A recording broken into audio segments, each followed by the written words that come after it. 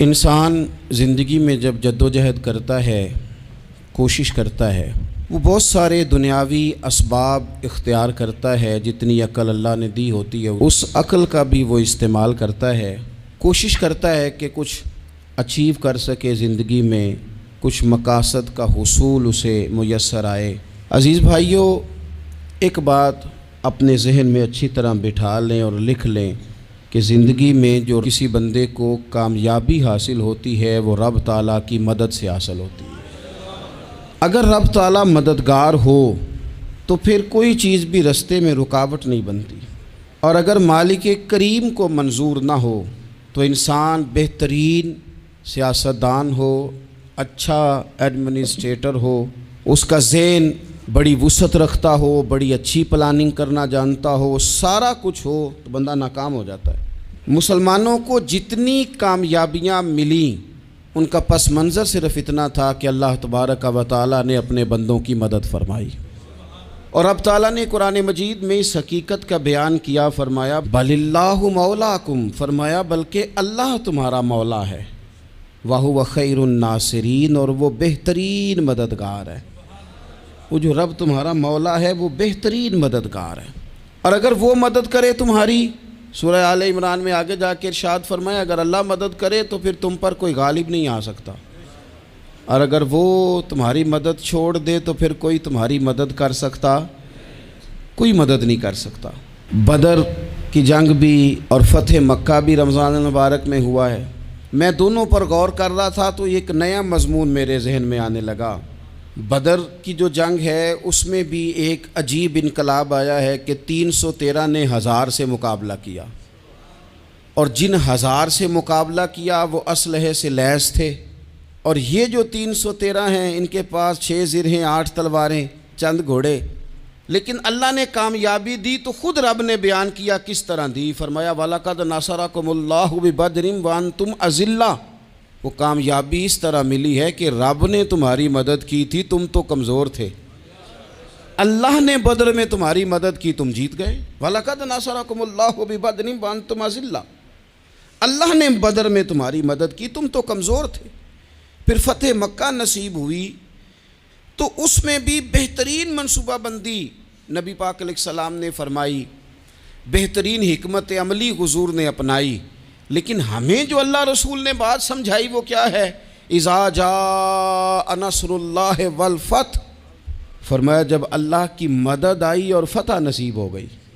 یہ اللہ نے مدد فرمائی تمہاری، یہاں بھی فتح مکہ بھی اللہ کی مدد سے، جنگ بدر بھی اللہ کی مدد سے۔ وہ جو مدد ہے اللہ تعالیٰ کی، جب وہ ہم یہ کرتے ہیں کہ ہم اپنی ساری زندگی سیاست کی نظر کر دیں، ہماری سیاست صرف ملک میں نہیں ہوتی، ہماری سیاست خاندان میں بھی ہوتی ہے، ہم گھر کے اندر بھی سیاست کرتے ہیں، ہم کسی خاص طریقے سے لوگوں کو اپنے پیچھے چلانا چاہتے ہیں، ہم ایک خاص اسلوب اختیار کرتے ہیں کہ لوگ ہمارے پیچھے چلیں۔ اس کا نقصان ہمیں یہ ہوتا ہے کہ سیاست جو ہوتی ہے یہ شطرنج کے ہیر پھیر کی طرح ہوتی ہے، تو اس کے راز بڑی جلدی کھلنے لگ جاتے ہیں، پتہ چل جاتا ہے کہ بندہ مخلص نہیں تھا، سیاست کر رہا تھا، طریقے سلیقے سے اس نے جوڑ کے رکھا ہوا تھا۔ ہم ہر جگہ سیاست کے بل بوتے پر چیزوں کو لے کے چلنا چاہتے ہیں، سیاستیں ناکام ہو جاتی ہیں، سیانے لوگ فیل ہو جاتے ہیں، بچتا صرف وہی ہے جس کے پیچھے رب تعالیٰ کی مدد شامل حال ہوتی ہے۔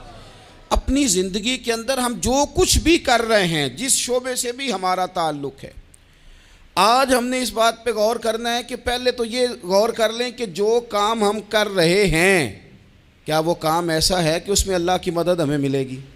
اگر آپ کوئی معاذ اللہ ناجائز کام کر رہے ہیں، فعل حرام کا ارتکاب کر رہے ہیں، تو اس میں تو مدد الہی آئے گی نہیں۔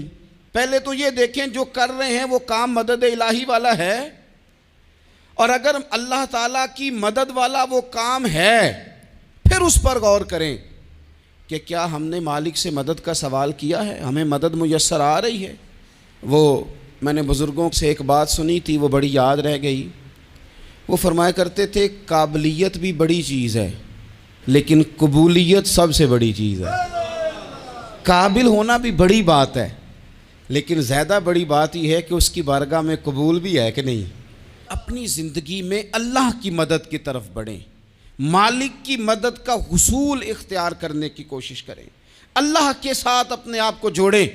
اگر اللہ کی مدد نصیب ہو، یہ جو ہم جتنا ڈرتے رہتے ہیں، سہمے رہتے ہیں، پریشان رہتے ہیں کوئی کیا کر دے گا، ہمارے ہاں نا ہر شعبے میں معاذ اللہ ایک مافیا ہے، الا ماشاء اللہ۔ وہ مافیا کہتا ہے میرے ساتھ ملو گے تو میں چلنے دوں گا، ورنہ میں نہیں چلنے دوں گا، مارکیٹ میں آ ہی نہیں سکتا فلانا بندہ، چونکہ یہاں ہمارا قبضہ ہے۔ اور میرے بھائی پھر بہت سارے لوگ جن کی نیتیں اور ارادے بڑے اچھے ہوتے ہیں شروع میں، وہ بھی اس مافیا کا شکار ہو جاتے ہیں اور ان کے رنگ میں رنگ جاتے ہیں۔ یاد رکھنا، کسی شخص کی بلیک میلنگ کا کبھی شکار نہ ہونا، کبھی کسی کی میٹھی اور مسجع مکفہ باتوں کا شکار نہ ہونا۔ کوئی کیا کر سکتا ہے اگر اللہ مددگار ہو تو؟ جس کو رب کریم اٹھانا چاہے اسے کوئی گرا سکتا ہے؟ ہم یہ ڈرے ڈرے سہمے پریشان فیصلہ کرنے کی طاقت نہیں، مجھے چلنا چاہیے کہ نہیں، اٹھنا چاہیے کہ نہیں، کرنا چاہیے، اٹھ باندھ کمر کیوں ڈرتا ہے؟ پھر دیکھ خدا کیا کرتا ہے۔ حضرت عبداللہ ابن عباس فرماتے ہیں میرے نبی پاک علیہ السلام نے میری تربیت فرمائی، حضور نے میری تربیت فرمائی، اور محبوب پاک علیہ السلام نے فرمایا عبداللہ یاد رکھنا، یہ نوجوان دوست میری بات لکھ لیں، پریشان لوگ میری بات لکھ لیں، جن کے پاس قوت فیصلہ نہیں وہ اس بات کو لکھ لیں۔ حضرت عبداللہ ابن عباس فرماتے ہیں میرے نبی پاک علیہ السلام نے مجھ سے فرمایا تھا عبداللہ سن، اگر ساری دنیا مل کے تیرا کوئی نفع کرنا چاہے کر نہیں سکتی جب تک میرے رب کی رضا نہ ہو، اور فرمایا ساری دنیا مل کے تیرا کچھ بگاڑنا چاہے تو عبداللہ بگاڑ نہیں سکتی جب تک رب کریم کی حکمت کا تقاضا نہ ہو۔ لوگوں سے ڈرنا، لوگوں کی طرف دیکھنا، ماحول دیکھ کے اپنے راہ کا تعین کرنا، ہر بندے کے خیالات کے مطابق ڈھلنے کی کوشش کرنا، فلانا نہ ناراض ہو جائے، فلانا نہ ناراض ہو جائے، وہ جس نے ہونا ہو جائے، بس رب رسول ناراض نہ ہو۔ اپنی زندگی میں اپنے مالک کو مولا جان کے، بل اللہ مولاکم، اللہ تمہارا مولا ہے، وَهُوَ خَيْرُ النَّاصِرِينَ، وہ بہترین مددگار ہے۔ توجہ جب بھی کریں رب کی جانب کریں، اپنے دل کا قبلہ درست رکھیں، سوچوں کے زاویے سیدھے رکھیں۔ میرے بھائی مالک جب بندوبست کر دے نا، جب مالک بندوبست کر دے پھر ایسا بندوبست کرتا ہے کہ لوگوں کے پاس نا چارہ نہیں رہتا۔ حضرت مریم رضی اللہ تعالی عنہا پاک باز تھیں، مسجد میں رہی تھیں، پر مالک کی حکمت کے تقاضے بڑے عجیب ہیں نا۔ پھر جناب مریم کو اللہ تعالیٰ نے بغیر شوہر کے اولاد عطا کر دی۔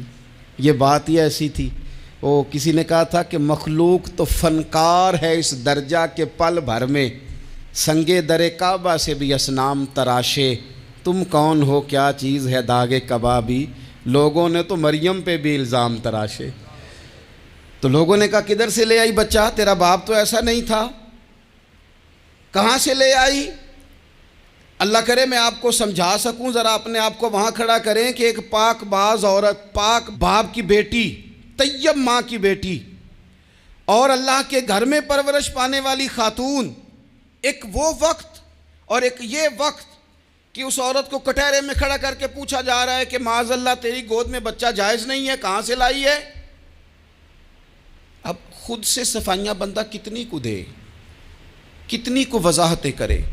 اور میں نے تو اپنی زندگی میں دیکھا ہے زیادہ وضاحت دینے والے کو بھی لوگ جھوٹا سمجھنے لگ جاتے ہیں، زیادہ وضاحت دینے پر بھی لوگ کمزوری کا اظہار سمجھتے ہیں کہ کمزور پڑ گیا ہے۔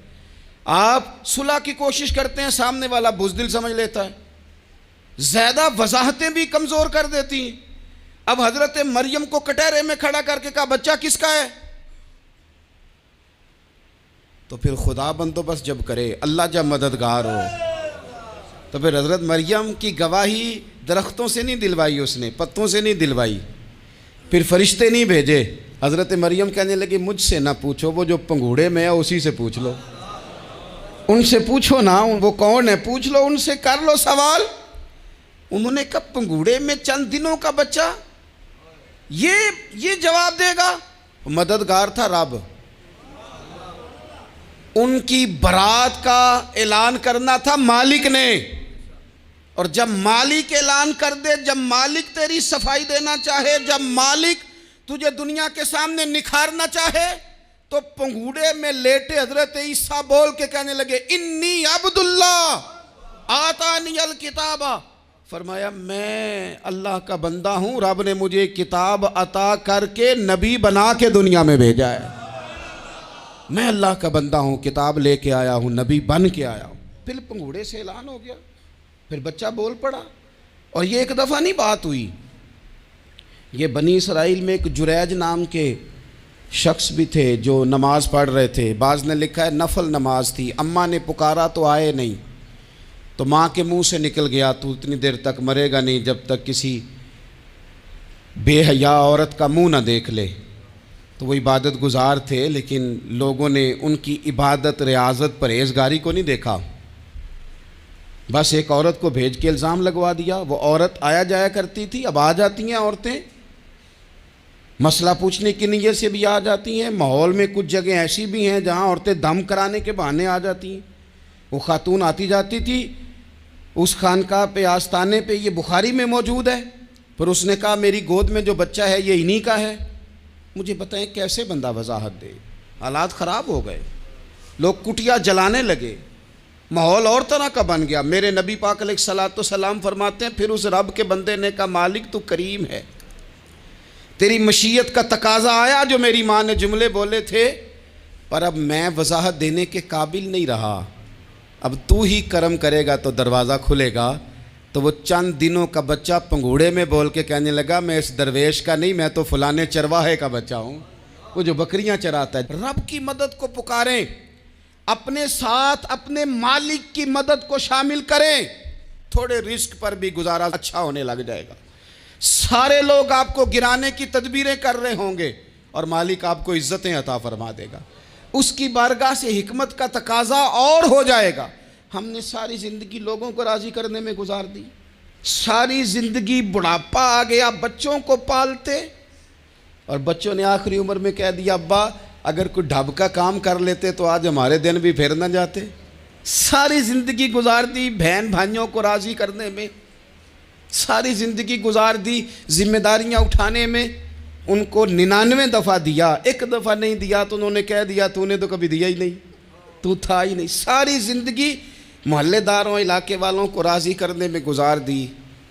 اور میں نے ایسے لوگ بھی دیکھے دین کے لیے وقت گزارا، لیکن جب بڑھاپے میں دانت کام نہ کرتے تھے تو وقت کے مفتیوں کو بھی مسجدوں کی کمیٹیوں نے کہہ دیا اب آپ کی سمجھ نہیں آتی، ہم نے خطیب کو یور رکھنا ہے، نہ دیکھو دنیا کی طرف، دنیا رلا دیتی ہے، نہ راضی کرو بندوں کو، بندے تھکا دیتے ہیں، نہ پیچھے بھاگو ہر وقت دنیا داروں کے، یہ انسان کو کمزور کر دیتے ہیں۔ وہ تو کریم ہی بڑا ہے، 2 آنسو زمین پر بعد میں گرتے ہیں، بندے کے گناہ سارے پہلے معاف فرما دیتا ہے۔ اللہ کی مدد کا حصول، اپنے مالک کی مدد کی طرف بڑھنا، آپ کو بدر کی جنگ بھی یہی درس دے گی، آپ کو احد کا میدان بھی یہی سبق دے گا، فتح مکہ بھی یہی سبق دے گا۔ میرے دوستو جب رب مدد فرمائے، جب اللہ مددگار بنے، دوستوں سے ایک بات اکثر کرتا ہوں، میں کہتا ہوں کہ جتنے درد سے آپ امیر کو اپنی کہانی سناتے ہیں نا، اور جس طرح آپ کے آنسو بات کرنے سے پہلے گر جاتے ہیں کہ غریب ہیں، بچیاں ہیں، کاروبار نہیں، او میرے سنگیو، اس سے آدھے آنسو اپنے رب کی بارگاہ میں بکھیرو، اس کے حضور عرض گزار ہو جاؤ، اس سے طلب کرو۔ ایک وقت انسان پر زندگی میں ایسا آتا ہے کہ اسے یوں محسوس ہوتا ہے کہ میرا سایہ بھی ذرا سا پیچھے ہٹ گیا ہے، اسے یوں لگتا ہے کہ میں کسی سہارے پہ ہاتھ ڈالتا ہوں تو وہ بھاگ جاتا ہے مجھ سے، لیکن مالک کی بارگاہ ایسی عظیم بارگاہ ہے، رب رسول کے آستانے اتنے بڑے ہیں کہ آپ جب وہاں کشکول طلب دراز کرتے ہیں تو جھولی پھیلانے میں دیر لگتی ہے، ان کو بھرنے میں تو کوئی دیر نہیں لگتی۔ ہم نے اپنا سوچ کا قبلہ ہی دنیا کو بنا لیا ہے۔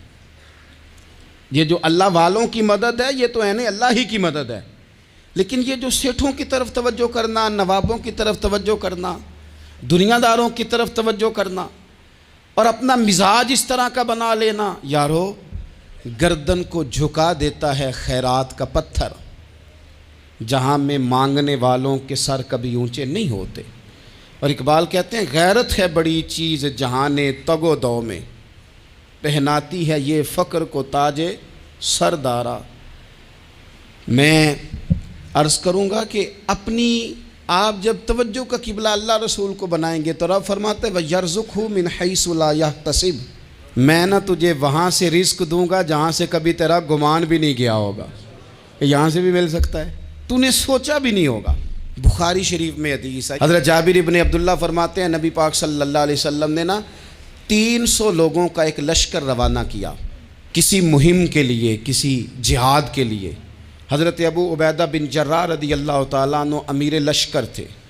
فرماتے ہیں غربت اتنی زیادہ تھی، بھوک اتنی زیادہ تھی کہ ایک ایک کھجور دن میں ایک وقت کھانے کو ملتی تھی، اور کچھ دن ایسے آئے کہ اب کھجور بھی نہیں مل رہی۔ فرماتے ہیں اتنی زیادہ بھوک لگی مجاہدین کو 300 بندہ پتے کھا کے گزارا ہونے لگ گیا۔ یہ بخاری میں موجود ہے۔ آپ فرماتے ہیں کہ دریا کے کنارے ہمارا پڑاؤ تھا، ٹھہراؤ تھا، جب بھوک سے نڈھال ہو گئے نا وَيَرْزُقْهُ مِنْ حَيْثُ لَا يَحْتَسِبُ، اللہ وہاں سے روزی دیتا ہے، گمان بھی نہیں ہوتا۔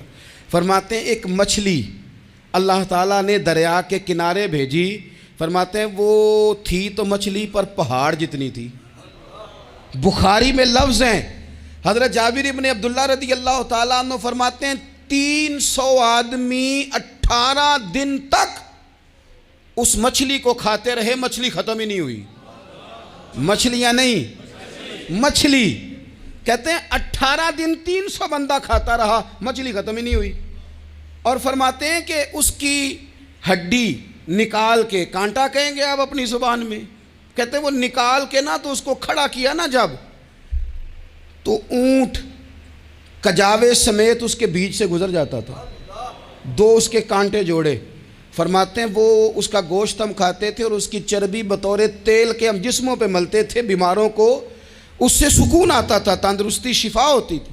فرماتے ہیں ہم کھایا بھی ہم نے، اور کچھ لے کے ہم مدینے بھی گئے، اور قربان جائیں نبی پاک نے بھی اس میں سے کھایا۔ ہم نے عرض کی حضور یہ معمہ کیا ہے، یہ ماجرا کیا ہے؟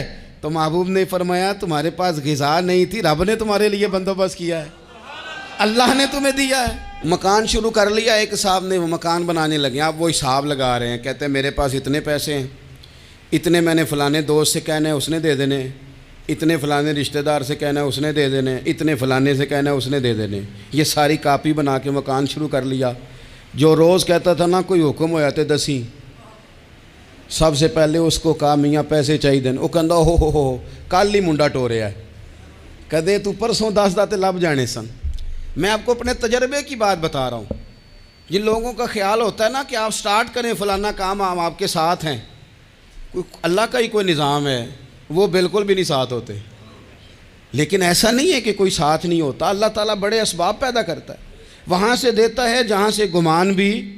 ہمارا یہ ذہن بن جاتا ہے ہم ساری اپنے حساب سے چلتے ہیں، اتنے رشتہ داروں سے، اتنے، کون آپ کے ساتھ چلے گا؟ سوال ہی نہیں پیدا ہوتا۔ یہ سارے کام چھوڑ کے سب سے پہلے 2 رکعتیں پڑھو، اپنے رب کی بارگاہ میں، رسول کائنات کی بارگاہ میں گزارشات اور استغاثے پیش کرو، وہاں سے خیر طلب کرو۔ دنیا دار کیا دیں گے، کیا دے سکتے ہیں، کیا حیثیت ہوتی ہے کسی؟ اللہ کہتا ہے وہاں سے دوں گا۔ تو جو اللہ مال دے وہ لینا چاہیے کہ رشتہ داروں کا مال دیکھنا چاہیے؟ جو اللہ دے وہ لینا چاہیے کہ سیٹھوں نوابوں کی جیبیں دیکھنی چاہیے؟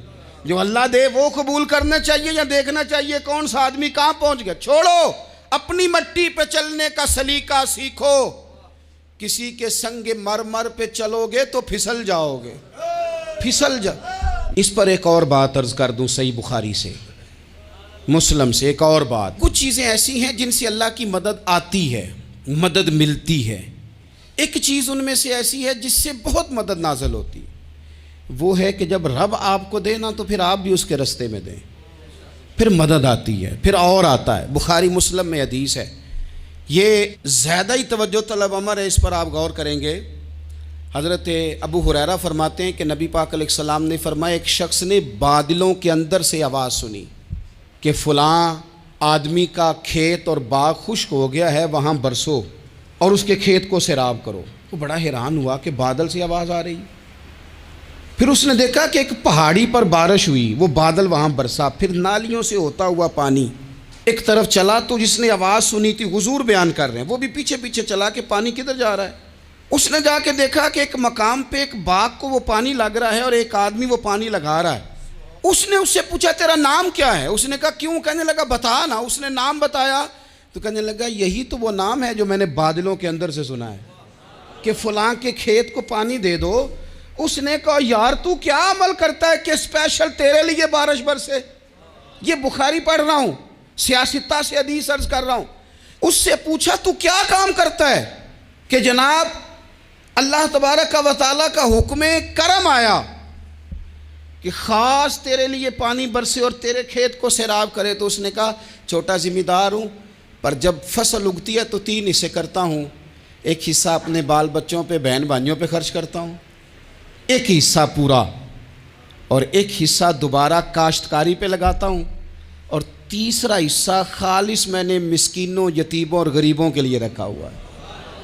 وہ جو تیسرا حصہ اللہ کرے آپ سمجھیں، وہ رب کے بندوں پہ تیسرا حصہ خرچ کرتا ہے نا، تو کریم مالک نے فرمایا جہاں سے غریب کا حصہ جاتا ہے وہ کھیت خشک نہیں رہنا چاہیے، وہ جہاں سے مسکین روٹی کھاتے ہیں وہ خشک نہ رہے، جہاں سے یتیموں کو کچھ آتا ہے کہیں اس کی فصل رہ نہ جائے۔ میں اور آپ بھی اگر اپنے مال میں مسکینوں، یتیموں، غریبوں کے حصے رکھ لیں گے تو فصلیں خشک نہیں رہیں گی، ان کے اندر تازگی آئے گی، نور آئے گا، کرم آئے گا، خاص کر خدا کی رحمت برسے گی۔ مدد اللہ سے چاہیں، اپنی توجہات کا مرکز رب رسول کی ذات کو بنائیں، پھر آپ محسوس کریں گے کہ بڑی جلدی اللہ تعالیٰ کی مدد آنے لگی ہے۔ کبھی آپ صرف کہہ دیں نا میرا رب میرے ساتھ ہے، اس لفظ میں اتنی طاقت ہے کہ دشمن ویسے زیر ہو جاتا ہے۔ زندگی میں کسی سے بھی لڑائی ہو تو اچھی طرح سوچ لیں کہ اللہ اس طرف ہے یا اس طرف ہے۔ اگر آپ زیادتی پہ ہیں تو پھر رب مظلوم کی جانب ہے۔ اگر اللہ کی مدد آپ کے ساتھ ہے تو دنیا کی کوئی طاقت آپ کو گرا نہیں سکتی، اور اگر آپ مظلوم کے مقابلے میں ظالم بن کے آپ کھڑے ہو گئے ہیں اور آپ نے رویہ وہ اختیار کیا ہے کہ جس میں مدد نہیں آئے گی، تو پھر یاد رکھ لیں کہ آپ کوئی بھی ہیں، کہاں بھی ہیں، آپ کمزور ہیں۔ طاقتور تھے ابتدائے اسلام میں، ظاہری طاقت تھی کفار مکہ کے پاس، وہ ڈنڈوں سے مارتے تھے غریبوں کو، ان کے ہاتھوں میں ڈنڈے تھے، پر خدائی طاقت ان مظلوموں کے ساتھ تھی۔ صاحب زرقانی نے لکھا ہے حضرت زنیرہ رضی اللہ تعالیٰ عنہ ایک لونڈی ہیں، غریب ہیں، ماڑے دا کی کام محمد ناس جانا یا رونا، غریب سادی بی بی اور لونڈی کنیزہ، ایک مشرک کی کنیزہ تھی، انہوں نے کلمہ پڑھ لیا، وہ ڈنڈوں سے مارتا، دروں سے مارتا، تکلیف دیتا۔ حضرت زنیرہ رضی اللہ تعالیٰ عنہ کو اتنا مارا، اتنا مارا۔ اب آپ ایک اور پہلو پر بھی غور کریں، مار بھی پڑ رہی ہے پر خدا ادھر ہی ہے، اللہ کی مدد ادھر ہی ہے۔ رب کہتا ہے کہ پہلے تو صبر کرنا، ان اللہ مع الصابرین، تو صبر کرے گا تو پھر رب کی معیت ملے گی، ذرا ٹھہرنا، تو تھوڑا ڈٹنا۔ ان الذین قالوا ربنا اللہ ثم استقاموا تتنزل علیہم الملائکہ، تو کہے اللہ میرا رب ہے، پھر تو پہلے ڈٹ، پہلے تو نے ڈٹنا ہے۔ ثم استقاموا، جو ڈٹ گیا، تتنزل علیہم الملائکہ، ڈٹنے والے کے لیے مدد آتی، پہلے تھوڑا ٹھہرنا پڑتا ہے، پہلے تھوڑا صبر کرنا پڑتا ہے، حوصلہ کرنا پڑتا، اس کے بعد مدد آتی۔ مار پڑ رہی ہے، مارا جا رہا ہے حضرت زنیرہ کو، ان کا مالک جو ہے ظاہری آقا وہ مار رہا ہے، یہ کنیزہ ہے، اتنا مارا اتنا مارا، ان کی بینائی چلی گئی، نظر آنا بند ہو گیا۔ ابو جہل آیا اور کہنے لگا زنیرہ دیکھا نا ہمارے بت تیری آنکھیں لے گئے، معاذ اللہ، لات و منات ہمارے بتوں نے تجھے اندھا کر دیا۔ اب ایسا نہیں ہے کہ بی بی روتی جا رہی ہے، روتی جا رہی ہے، مایوسی مایوسی، معاذ اللہ، پریشانی، غریبی بڑی ہے، پوچھنے والا کوئی نہیں، یہ باتیں نہیں۔ کیا جملے ہیں خاتون کے، کیا لفظ ہیں۔ ابو جہل نے تنزیہ کہا، معاذ اللہ، کہنے لگا دیکھا نا ہمارے بتوں نے تجھے اندھا کر دیا۔ تو جناب زنیرہ آنکھوں کی بینائی گئی ہے، رات کو گئی ہے، دکھ ابھی تازہ ہے، لیکن اللہ پہ جو توکل ہے، اپنے مالک سے جو رشتہ ہے، وہ اتنا مضبوط ہے، اتنا طاقتور ہے، اس میں اتنی گہرائی ہے کہ حضرت زنیرہ بول کے نا اتنی قوت سے بولی، اتنی طاقت سے بولی کہ پورے کفر پر لرزہ طاری ہو گیا۔ فرمانے لگی تمہارے بتوں کی کیا اوقات ہے کہ وہ میری بینائی لے جائیں؟ یہ میری رب کی حکمت کا تقاضا ہے۔ جب تک اس نے چاہا زنیرہ دیکھتی رہی، اور جب اس نے چاہا زنیرہ کی آنکھوں کی بینائی چلی گئی، اور اگر وہ چاہے گا نا تو بینائی واپس بھی کر دے گا۔ اگر ہو ذوق یقین پیدا تو کٹ جاتی ہیں زنجیریں، اگر وہ چاہے گا تو بینائی آ بھی جائے گی۔ حضرت زنیرہ نے رات کو یہ لفظ کہے، ابو جہل اور سارے کفار ڈر کے سن کے چلے گئے، آپ اطمینان سے آ کے بستر پہ سوئی۔ جب سویرے اٹھی تو اللہ نے آنکھوں کی روشنی واپس کر دی تھی۔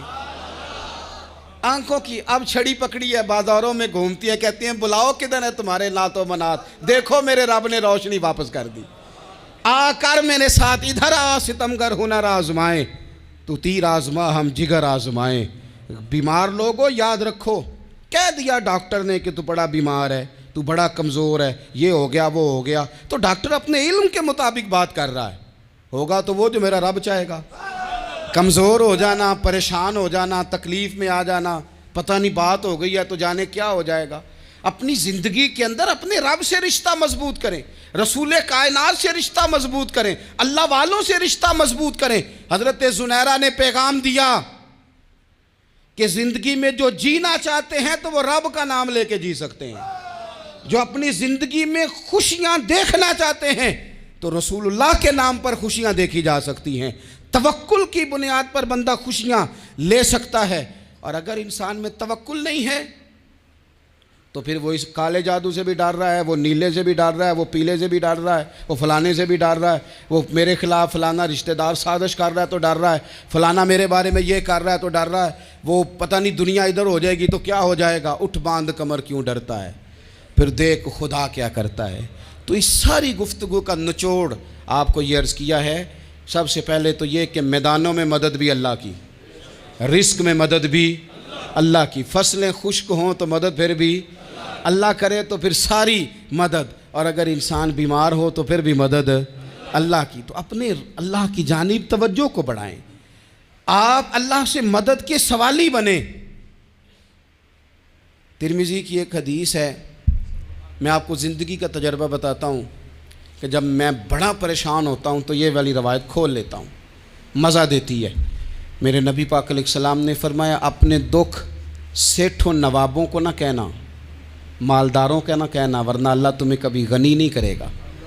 فرمایا اپنے دکھ اپنے رب کی بارگاہ میں عرض کرنا، جلدی کرے یا دیر سے کرے اللہ تمہیں لوگوں سے بے نیاز کر دے گا، اللہ تمہیں غنی کر دے گا۔ رات کو بیٹھو نا اس کی بارگاہ میں، اسے دکھڑے سناؤ، چھوٹی چھوٹی باتیں، حضور نے فرمایا نمک بھی مانگو تو رب سے مانگو، چھوٹی چھوٹی بات سے شروع کرو نا۔ جب بندہ شروع کرتا ہے نا چھوٹی چھوٹی چیزیں تو بڑی ساری چیزیں یہ اس طرح ہوتا ہے جیسے بندہ رب سے گفتگو کر رہا ہے، مالک مجھے یہ چاہیے، مالک میں یہاں کمزور ہوں، اللہ میں یہاں پریشان ہوں۔ آپ یہ کر کے تو دیکھیں، لمبی لمبی دعائیں مانگ کے تو دیکھیں، اس کے حضور جوڑ کے تو دیکھیں، آپ دیکھیں گے راحت کتنی ہے، سکون کتنا ہے۔